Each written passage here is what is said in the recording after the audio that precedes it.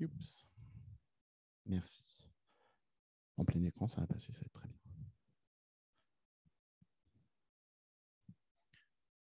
Je suis ravi de voir la salle complète, quasiment.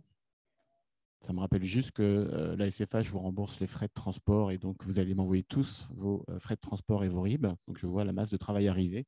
Mais ce n'est pas tout à fait le sujet du jour aujourd'hui.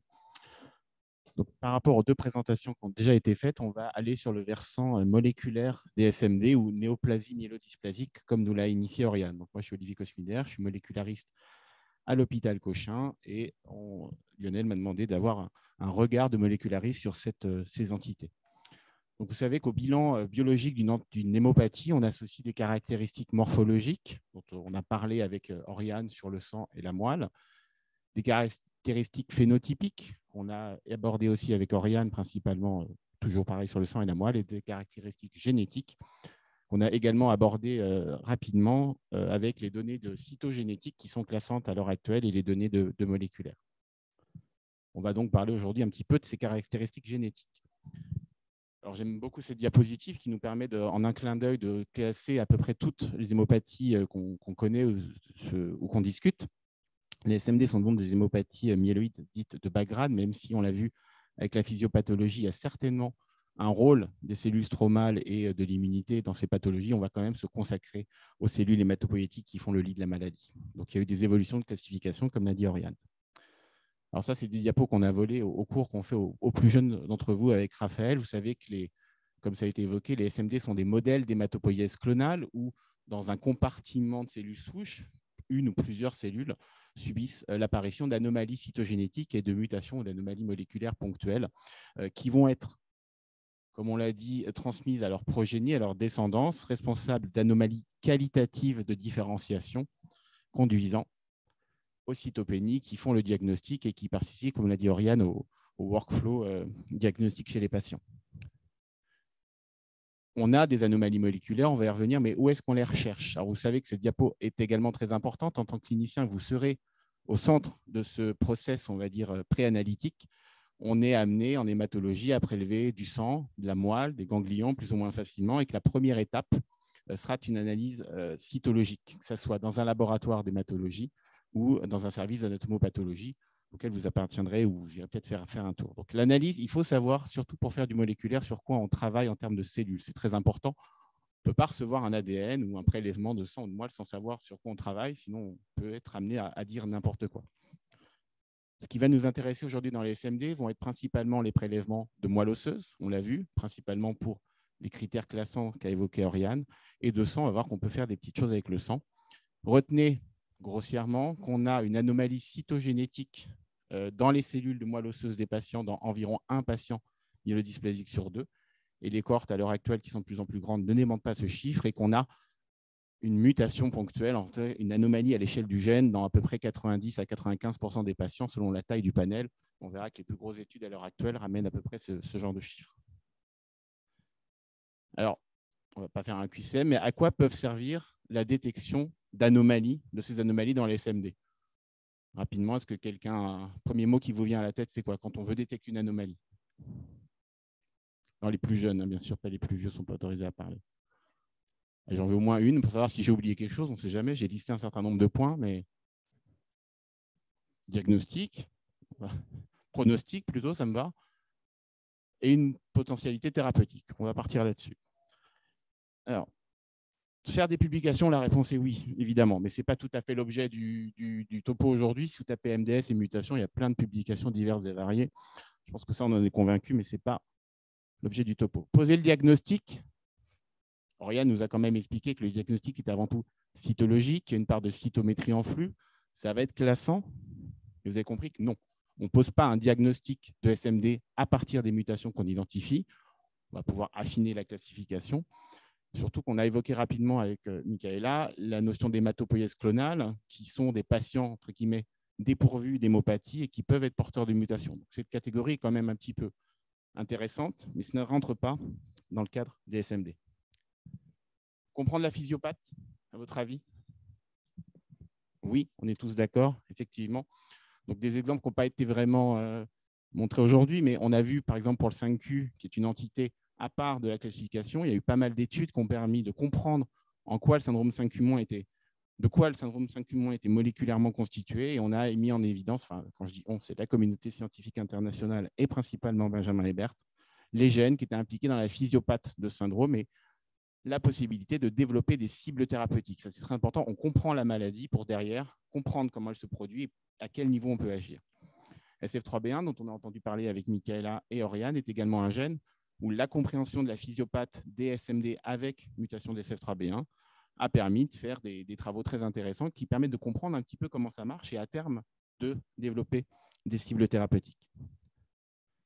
Aider à la classification, Oriane a spoilé, évidemment, ça va aider à la classification. Dans la dernière de l'OMS, il y a donc 3 entités, même si la base est également le pourcentage de blast, qui sont définies par des anomalies cytogénétiques ou moléculaires. Donc la même diapositive qu'Oriane, avec dans les 3 catégories qui sont définies par des anomalies génétiques, le syndrome 5Q-, les anomalies de SF3B1 et les mutations bialléliques de P53, comme l'a dit Oriane. Alors, les mutations bialléliques de P53, elles proviennent de cette publication, publiée dans Nature Génétique il y a 2 ou 3 ans maintenant, un peu plus de 2 ans, qui avait montré que la détermination du statut mutationnel de P53 qui associe la cytogénétique et le moléculaire était important pour clairement avoir le bon pronostic pour les SMD. On avait souvent l'impression que P53 était muté, c'était la fin du monde. En fait, pas tout à fait.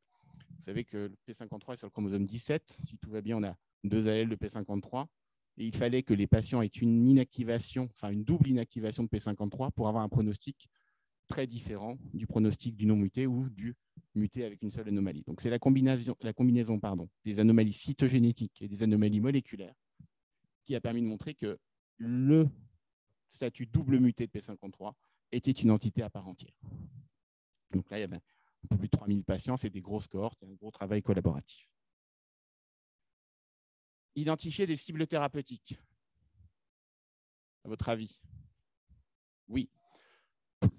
Plus ou moins que dans les autres cancers solides ou dans les autres cancers?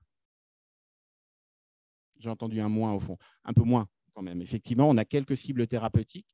Marie Sébert et puis les topos sur la clinique vous en reparleront. On a bien sûr les mutations d'IDH, IDH1, IDH2. Ça va vous rappeler des choses dont vous entendrez parler. Éventuellement, dans ce qui va venir, les modulateurs d'épissage pour les patients qui ont des mutations de facteurs d'épissage.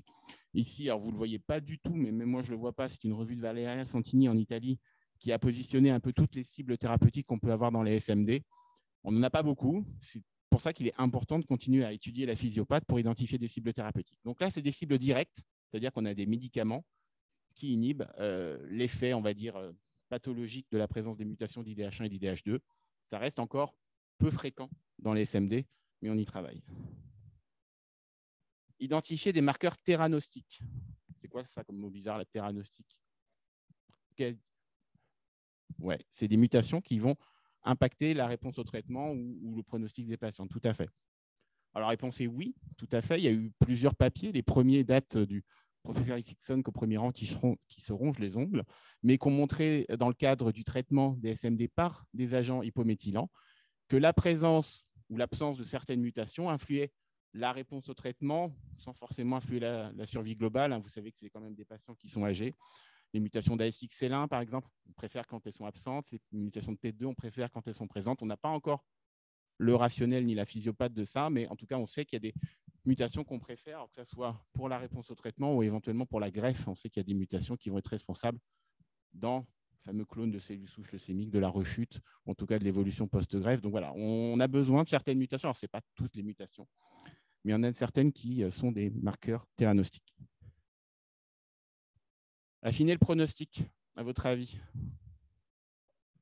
Jimmy, nous y sommes enfin, la grande bataille de notre temps. Oui, tout à fait, pour les molécularistes, ça fait un moment qu'on travaille sur l'impact des mutations et des anomalies cytogénétiques sur le pronostic des patients. Donc ça, c'est un double oui.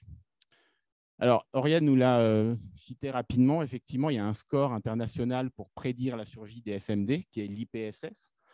Il y a eu plusieurs versions au fur et à mesure des années, mais toujours basées sur des critères simples. C'est le nombre de cytopénies, le pourcentage de blast, et moléculairement parlant, les résultats de la cytogénétique. Donc, ce sont des anomalies moléculaires, mais à l'échelle du chromosome. Et là, dans ce IPSS précédent de 2012, l'IPSS révisé, vous voyez qu'il a été revu et révisé, il y avait bien sûr déjà la participation des anomalies cytogénétiques qui accordaient des points en fonction du niveau de désordre à l'échelle du chromosome. Vous connaissez ce genre de score, plus on a de points, moins bon c'est. Et effectivement, c'était la seule anomalie moléculaire qui permettait d'avoir un impact sur la survie des patients, ici en 5 catégories. Entre les patients de très bon pronostic, qui avaient une cytogénétique favorable, voire normale, des cytopénies pas trop profondes et pas de blast, en médiane d'âge, en médiane, ils vivaient 10 ans. Bon, pour un diagnostic à 80 ans, vous allez me dire c'est plutôt pas mal, vaut mieux les laisser tranquilles. Alors que des patients qui avaient des pronostics défavorables avec une cytogénétique pourrie, comme vous avez l'habitude de dire, des cytopénies profondes et un pourcentage de blast qui commence à pointer le bout de son nez, de manière élevée, le pronostic n'était pas bon. Donc ça, c'était entre guillemets l'ancien score, qui est toujours basé sur ce papier d'il y a un peu plus de 10 ans maintenant, qui classait les patients selon leur anomalie cytogénétique en 5 groupes, un peu plus de 2800 patients exactement. Et là, vous remarquez, enfin, vous ne remarquez pas, mais vous le savez peut-être, que le karyotype normal, en cytogénétique conventionnelle que vous obtenez sur un prélèvement médulaire, était dans le groupe des bons pronostics. Donc, le fait de ne pas avoir d'anomalie cytogénétique du tout au diagnostic faisait de vous un groupe de bons pronostics, enfin, faisait du patient un groupe de bons pronostics et pas le meilleur pronostic. Effectivement, messieurs, par exemple, il y a la délétion du Y, je suis désolé, ça ne sert pas à grand-chose, et même il classe les patients dans le groupe de meilleurs pronostics. Donc ça, c'était l'impact de la cytogénétique sur la survie des patients. Et à l'heure actuelle, ça n'a pas changé. Ce sont toujours ces 5 groupes qui sont considérés. Les anomalies moléculaires dont je vous parle, on fait du séquençage. Alors, on dit depuis 15 ans, on parle de séquençage nouvelle génération. Vous entendez parler de NGS, c'est bien. On va peut-être, ça fait 15 ans, donc c'est plus très nouveau. On va peut-être passer à séquençage haut débit. En français, on va parler de SHD. En anglais, ils parlent de HTS pour High Throughput Sequencing. C'est un petit peu plus update. On savait, par des techniques de séquençage de plein de gènes en même temps dans de nombreux échantillons, que les mutations avaient un impact pronostique. Un des premiers papiers ici qui montrait déjà à l'époque que P53 avait un impact pronostique défavorable sur la survie.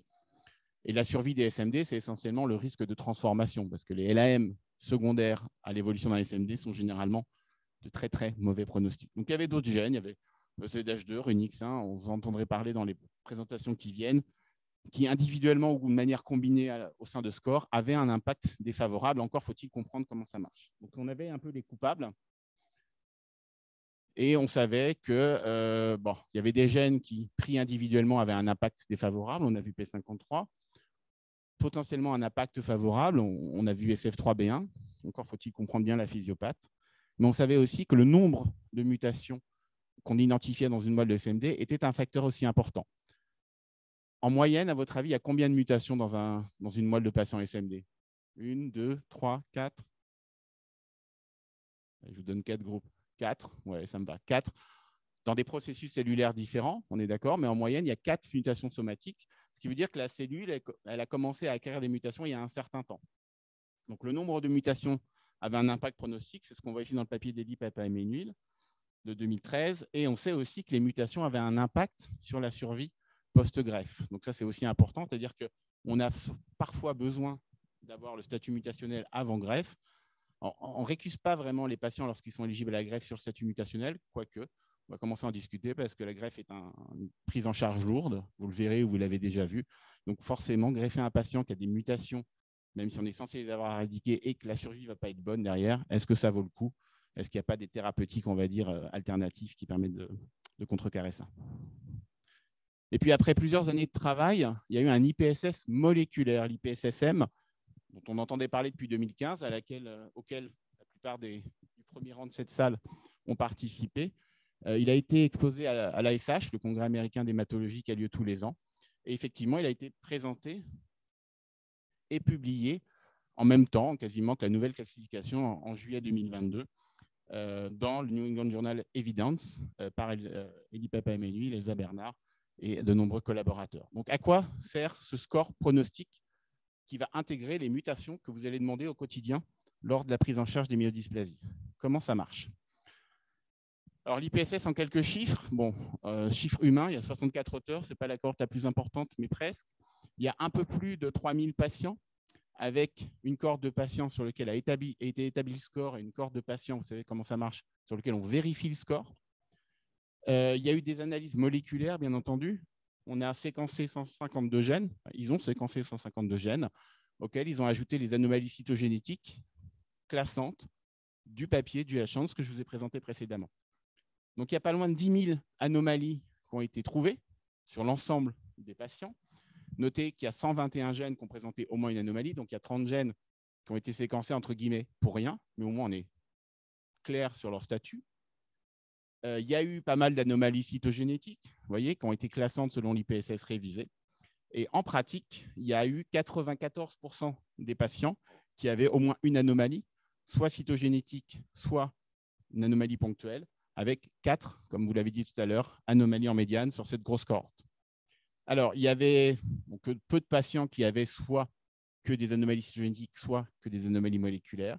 Et en gros, il y a une grosse moitié des patients qui présentaient ces deux types d'anomalies. Ce qu'il faut retenir, c'est qu'il y a des mutations dans beaucoup de gènes. C'est toujours les mêmes en termes de fréquence que ceux qu'on retrouvait dans les cohortes précédentes. Et qu'en final, on se retrouve avec 6 groupes de survie, de very low à very high risk de transformation, en tout cas d'évolution vers la leucémie. Et ce qu'il faut retenir, on va revenir dessus, c'est qu'il y a pas loin de 50% des patients qui ont changé de catégorie de risque par rapport à l'évaluation sans les mutations ponctuelles, donc via l'IPSS révisé. Alors ça implique que des patients qui étaient catégorisés comme de très faible risque de transformation vont peut-être changer de catégorie et qu'à votre niveau, au lieu de la revoir, la patiente ou le patient tous les ans avec une NFS, vous allez peut-être être amené à le revoir tous les 2 mois, tous les 3 mois, parce qu'il y a votre moléculariste préféré qui a identifié des mutations qui vont faire changer le pronostic du patient. Alors, il y a en finale 31 gènes qui sont absolument indispensables pour évaluer correctement le pronostic des patients selon l'IPSS moléculaire. Il y a 16 gènes qui génèrent 17 variables, parce que CF3B1 nous est mis à 2 sauces différentes, qui vont avoir un poids individuel dans le calcul de ce score. Donc, mutation ou pas mutation de ces gènes vont avoir un poids, chaque gène va avoir son poids, principalement un poids défavorable. Et il y a un groupe 2 de 15 gènes qui vont marcher tous ensemble. C'est des gènes, on va dire, dont on ne connaît pas très bien forcément le fonctionnement, mais on sait qu'ils sont la plupart du temps péjoratifs pour la survie, mais voilà, ils n'ont pas un poids individuel. Je serais bien incapable de vous présenter le calcul mathématique qui a été utilisé. En tout cas, voilà, sachez que vous êtes, si vous voulez faire calculer l'IPSS moléculaire de vos patients, et j'espère que vous le ferez, vous devez au moins avoir le statut mutationnel de ces 31 gènes.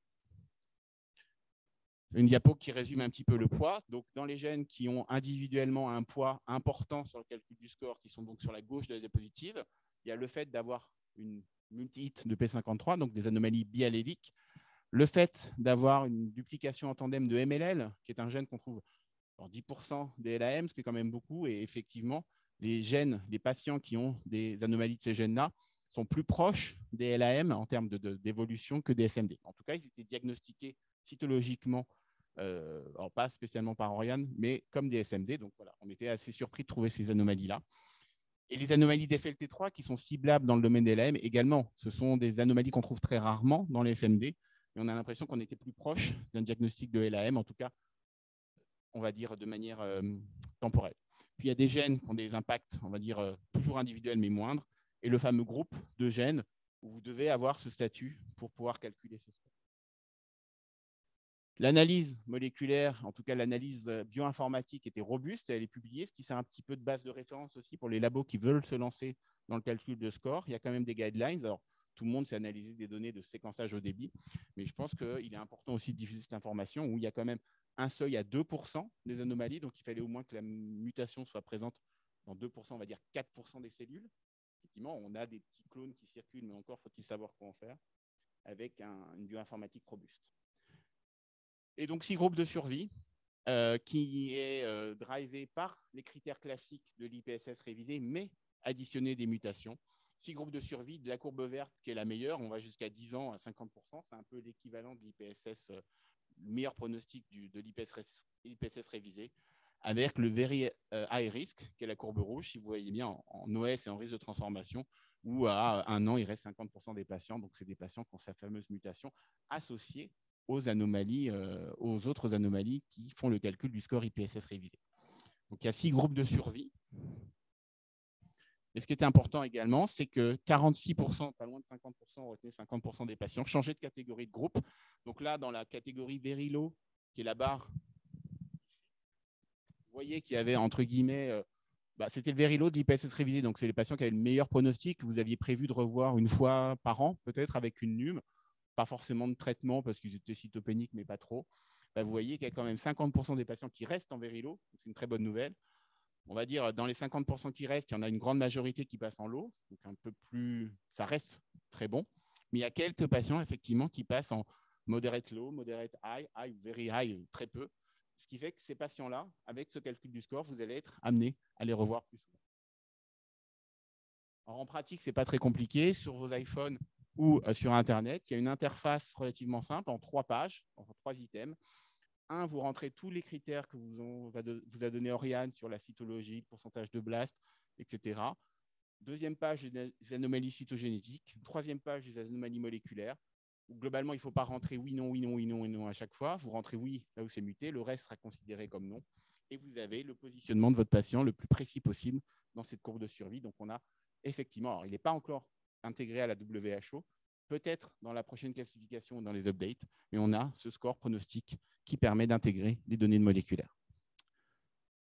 Donc, en conclusion, la détection des anomalies moléculaires, cytogénétiques et mutations ponctuelles en SMD, ça sert essentiellement à comprendre la physiopathologie, ça aide à la classification, ça identifie des cibles thérapeutiques, ça identifie des marqueurs théranostiques et surtout, à l'heure actuelle, ça affine le pronostic des patients. Alors, il sera peut-être ajouté aux futures classifications.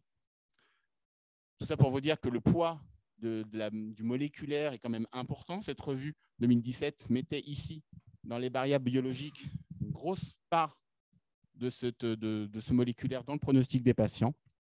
Et je vous remercie de votre attention.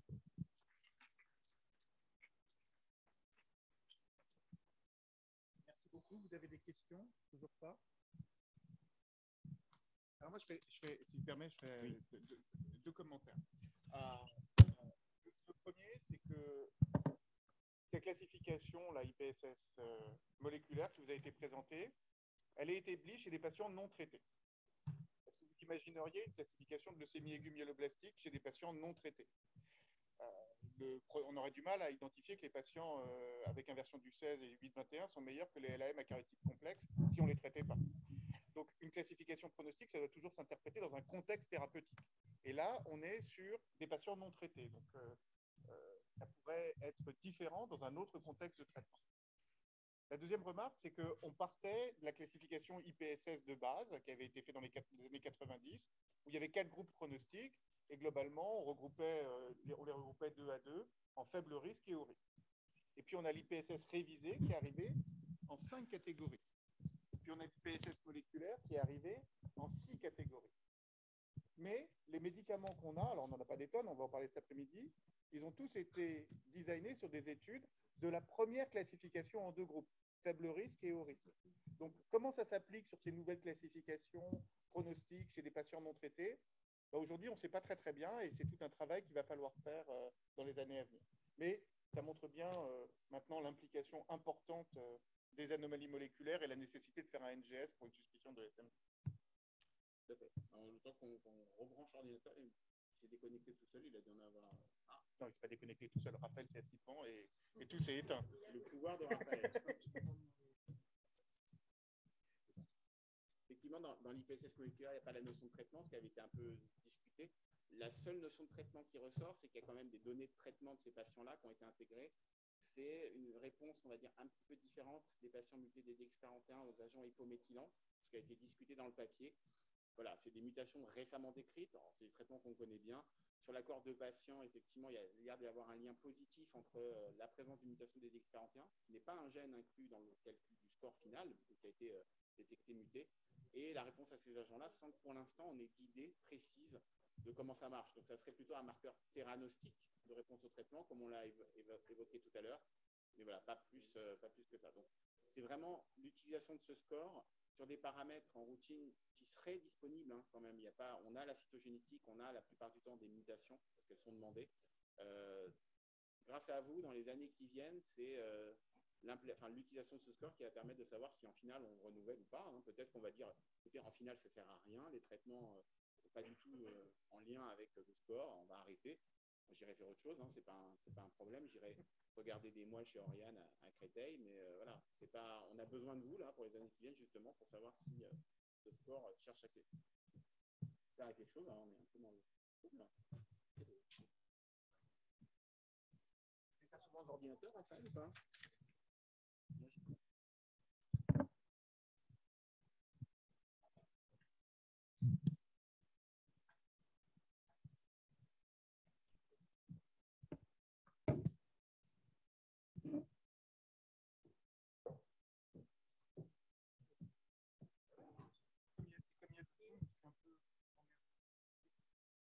Attends, je rallume l'écran. Bah, Désolé, un petit problème technique. Alors l'architecture clonale et la niche sans diapo, ça va être... Tu es capable, hein?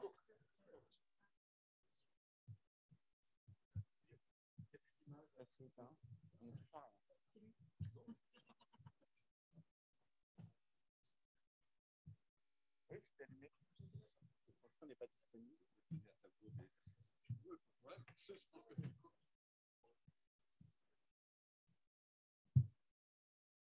C'est l'attaque des sous-clones, non? Ça fait penser à Disney parce que tu as utilisé plusieurs images qui proviennent de chez eux. Et franchement, ils sont pas très sympas. Ah, voilà. Merci, monsieur. Merci beaucoup. Tu t'es assis,